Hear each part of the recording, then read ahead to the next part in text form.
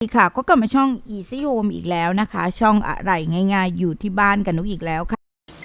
สวัสดีค่ะขั้นตอนแรกนะคะ ให้เราหยิบใบโหระพานะคะ เราเอามานะคะ ประมาณ 4-5 ใบนะคะอย่างนี้นะยอด และอีกอย่างหนึ่งค่ะตัวที่ช่วยเลยนะคะ ในตอนนี้ที่ฮิตมากก็คือฟ้าทลายโจรค่ะ ใส่ไปนะคะ ให้เราดื่มก่อนนอนนะคะเดี๋ยวเราไปต้มกันค่ะเราก็จะได้ยาน้ำนะคะภายในลักษณะนี้เทค่ะนี่นะคะเป็นการนะคะปรับสมดุลนะคะระหว่างนะคะสมุนไพรแบบเย็นนะคะก็คือฟ้าทลายโจรนะคะและสมุนไพรแบบร้อนนะคะเพื่อปรับสมดุลในช่วงอากาศเปลี่ยนนี้และเป็นการเสริมสร้างภูมิคุ้มกันให้กับเราเองเรามาดูตัวแรกกันนะคะก็คือฟ้าทลายโจรเรารู้อยู่แล้วนะคะว่าฟ้าทลายโจรนั้นเป็นยาแก้อักเสบนะคะ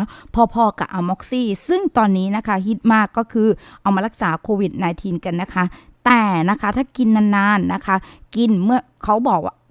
จะแนะนำนะคะว่าให้กินนะคะเมื่อมีไข้เท่านั้นนะคะแต่นะคะฟ้าทลายโจรกินป้องกันได้ค่ะแต่กินแบบถูกวิธีนั่นก็คือให้ใช้ใบสดนะคะประมาณ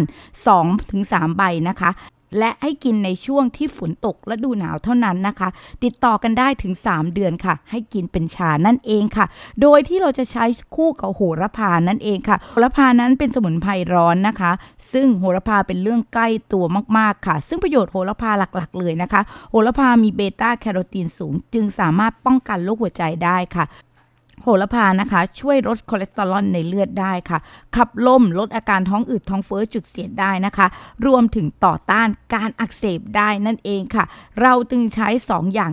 ซึ่งแพทย์แผนไทยเลยใช้2อย่างนี้นะคะในการดื่มนะคะเพื่อป้องกันและสร้างภูมินะคะในฤดูหนาวและฤดูฝนนั่นเองค่ะสร้างภูมิคุ้มกันให้กับเราเองนะคะในช่วงหน้าฝนอย่างนี้นะคะหน้าฝนปุ๊บนะคะทุกคนมาแน่นะคะไม่ว่าคนนั้นจะรับเชื้อหรือไม่รับเชื้อก็ตามนะคะสำหรับคลิปนี้นะคะนุกก็ลาไปก่อนค่ะก็หวังว่าคลิปนี้ของนุกนะคะจะมีประโยชน์กับเพื่อนๆไม่มากก็น้อยนะคะถ้าชอบคลิปนี้นะคะก็อย่าลืมกดไลค์ด้วยค่ะและที่สำคัญนะคะอย่าลืมกดแชร์ค่ะเพื่อบอกต่อคลิปดีๆเจอกันใหม่คลิปหน้าสวัสดีค่ะ